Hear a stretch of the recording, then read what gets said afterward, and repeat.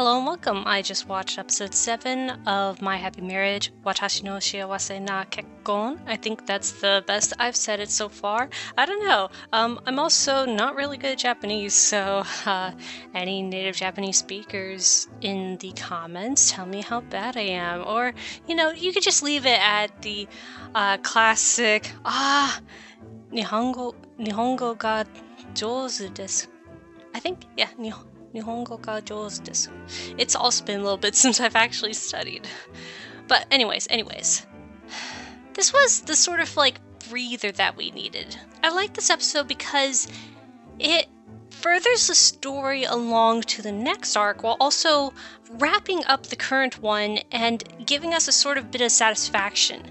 I like that it took the time to have Miyo visit her childhood home, even though it's filled with bad memories, and the reason why it's not there anymore is just another bad memory. But it's still a sense of closure that I think was kind of really necessary for Miyo and for the story going forward. It really helps us as the audience to understand, okay, this chapter is closing now. We're moving on.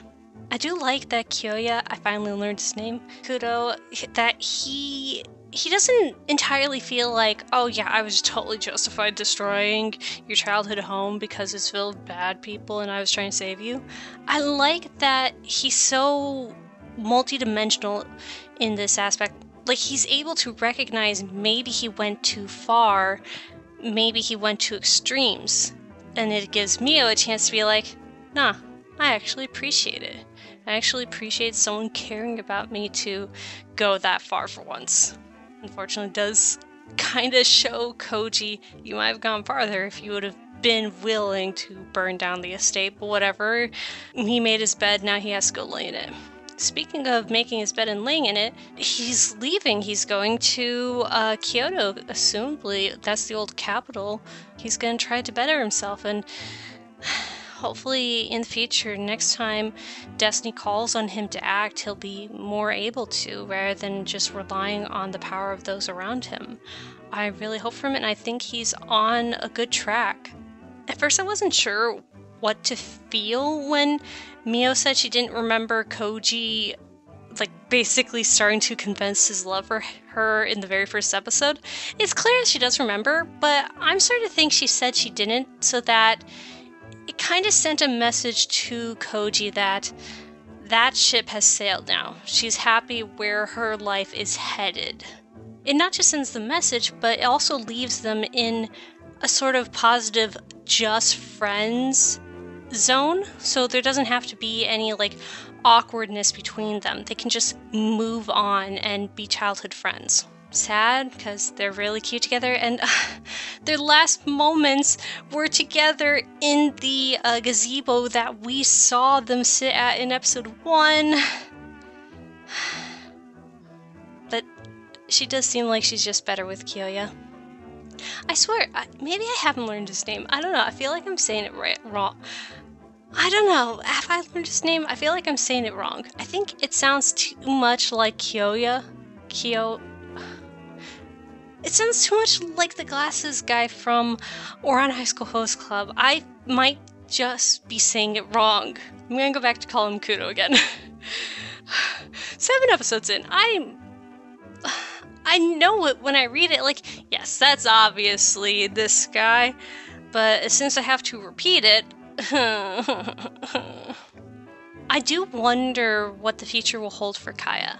It's interesting that Koji thinks that she will work hard wherever she's being sent to be a servant for, and I suppose that makes sense, because for as arrogant as she is, I don't think she has necessarily neglected her or shirked her duties. She seems like someone who would be a diligent worker for the sake of praise, and it serves to reason that even if she would despise being in a certain position, that she would strive to excel and prove herself, because that's what she's been taught to do. She's been taught to just prove herself her entire life.